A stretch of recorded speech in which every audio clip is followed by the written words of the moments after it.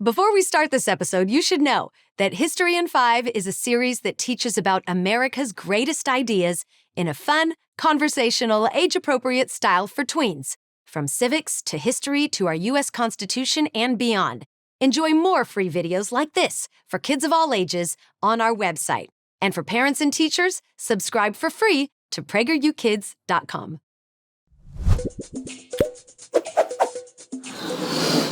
How much power should the president have? That was a big question on the minds of the writers of the Constitution.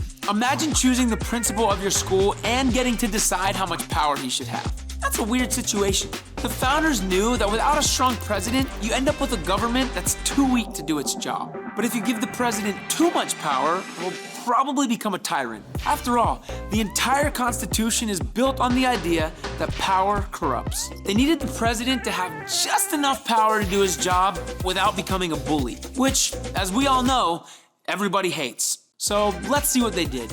You'll remember in Article 1, they gave Congress the job of making the laws. So now they would need someone to make sure those laws were followed. They gave that job to the president in Article 2. Unlike Congress, the president's responsibilities are a little broader and less clearly defined.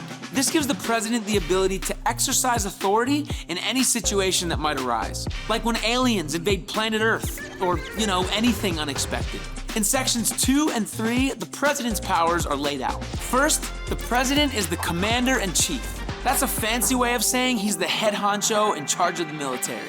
If there's a war, somebody has to call the shots.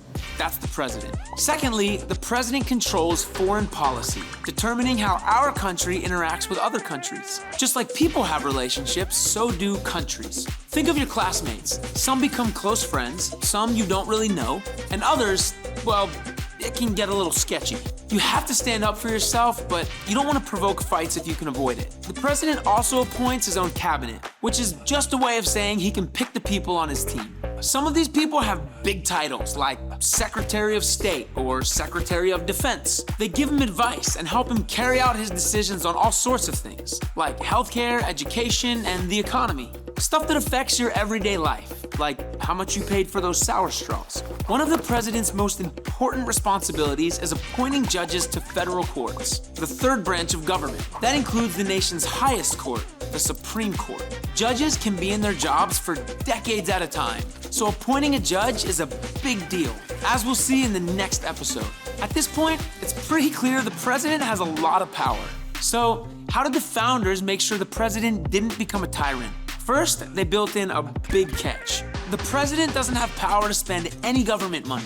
In fact, the president can't even buy a light bulb for his own office without the approval of Congress. It's like trying to get some chips in the vending machine and needing your mom's permission.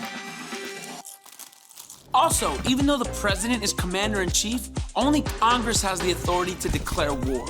And crazy enough, Congress can impeach the president. In other words, fire him. Bye-bye. However, they can only do this if the president does something really off the rails or illegal. And last, the founders gave the people the ultimate say by allowing us to vote the president out after his first 4 years. The president is unique in another way. He's not elected directly by the people, even though the people play the biggest role. He's elected by something called the Electoral College, which is explained in Article 2, Section 1. It's a little technical, but they did it for good reason.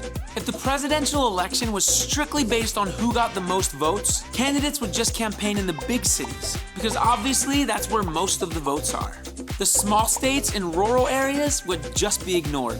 But with the Electoral College, small states can play a big role in the outcome of the election. This forces candidates to value people across the entire country, not just the highly populated cities.